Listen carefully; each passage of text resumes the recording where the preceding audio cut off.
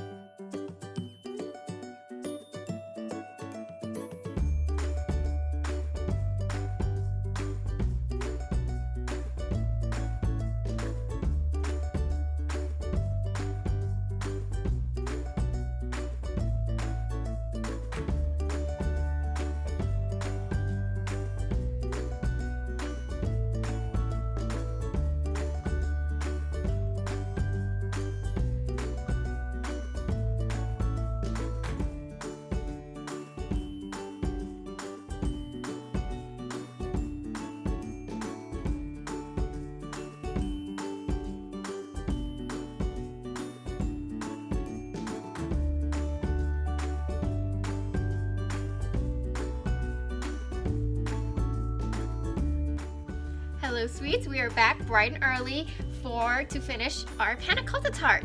So yesterday we made the tart and let it sit in the fridge overnight, and right now it looks wonderful. It's set beautifully, and I'm gonna unwrap it later. But first I want to talk a little bit about fruits because I have finished slicing these. If you guys have seen what I did with them is that I stamped out the dragon fruit. I have white dragon fruit here with a heart-shaped cookie cutter, and then I did with my bananas is that I cut the bananas out. I sliced them horizontally and then stamped them with a fondant stamp, I believe. I think it's used for fondant, but because I didn't have any other things and that was just like the correct size, so I just stamp out the bananas just for decorating purposes. And then I also cut out my tangerines and then some grapes. I will also be lining these on top of my Panna Cotta Tart.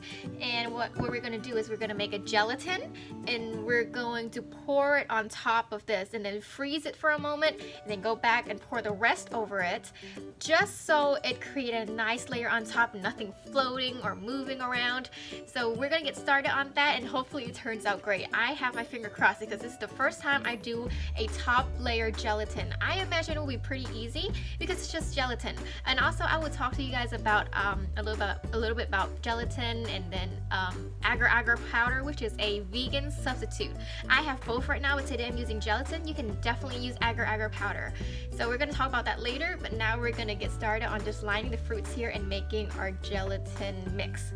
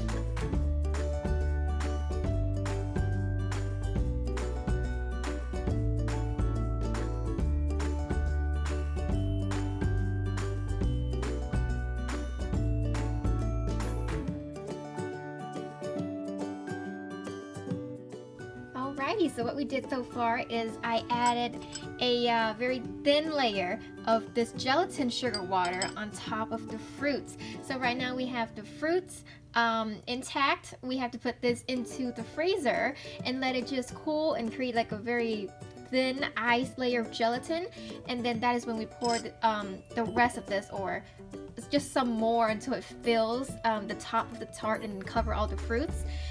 This is just to kind of prevent it from, you know, moving around, because of the amount of water is submerging into the fruit. The fruit will start to float and all of this other stuff you don't want to happen. So we're going to freeze it just for a little bit, maybe 15 to 20 minutes, until the top layer is set, and then we're going to pour the rest of the gelatin on top.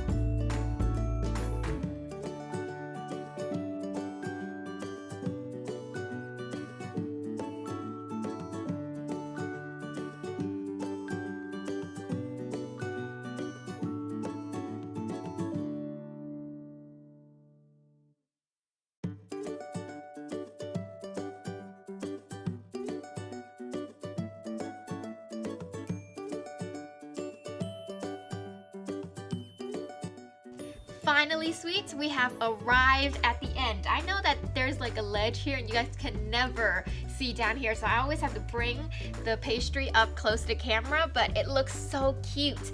I had it displayed out on a very small cutting board. This cutting board is I usually use them for like very mini appetizer, or like cheeses. Use them as a small cheese board for like fondues or small cakes, anything. But today I lined the tart up, the slices of the tart up, and they look wonderful. The fruits, the colorful fruits, combined with the glossy layer of gelatin on top, it looks great. I have to say I'm very surprised this time because I'm not a big gelatin user. Well, more like I use a different product. I use agar powder. And agar powder is basically a gelatin powder, a vegan gelatin powder that's made from seaweed. So I guess it's just maybe more healthy, and the smell is definitely different. Preferably, I like the smell of this gelatin versus this because I don't know, I can't stand the smell. It smells like plastic, like burnt plastic when you put it in the microwave. And I don't know why, but that's just the case. This recipe, I have fully used gelatin powder. But of course, I always make vegan flexible food. So if you guys want to use agar powder, you guys can do it. You guys can even substitute the coconut milk for the heavy cream and make it completely vegan. I know that this recipe I use completely almond milk. I did use a little bit of cream, but overall it is still very much vegan. It does not have any egg if you leave out the egg wash. So this is a vegan flexible recipe. And between the gelatin and the agar powder, I can't really say which one is better. It's really which one that you prefer. Agar powder has a tendency to cool down very quickly and it forms your gelatin in seconds. That's why I really like this, and I have very little patience for gelatin powder. That's why I was very hesitant to do this, but because of the overnight refrigeration and everything, I think I can deal with this in this particular recipe. I will continue to experiment, but the Panna Cotta Tart turns out very well. It's very soft and it looks wonderful with the fruits and everything, and I hope you guys have fun making this because I did. It is so simple, and there's like these little Asian twists on it because I use a lot of tropical fruits. So if you guys are interested in buying agar powder, I know you guys can buy them in like grocery stores in like those small packets. They look like gelatin packets, but they're individual and they have like a telephone on it. I believe that is the that those gelatin pack are a Thailand product. That's what I believe. I will look it up, but I will leave a link below to an agar powder through Amazon. I bought this product through Amazon, so I'm going to leave a link below in the description box. And don't forget, if you like this video and want to see more of it, don't forget to subscribe, ring the bell, and also leave a comment below if you guys want to. I had an amazing time today, and I wish you guys the same. So I will see you guys next time, and have a great day, my sweets.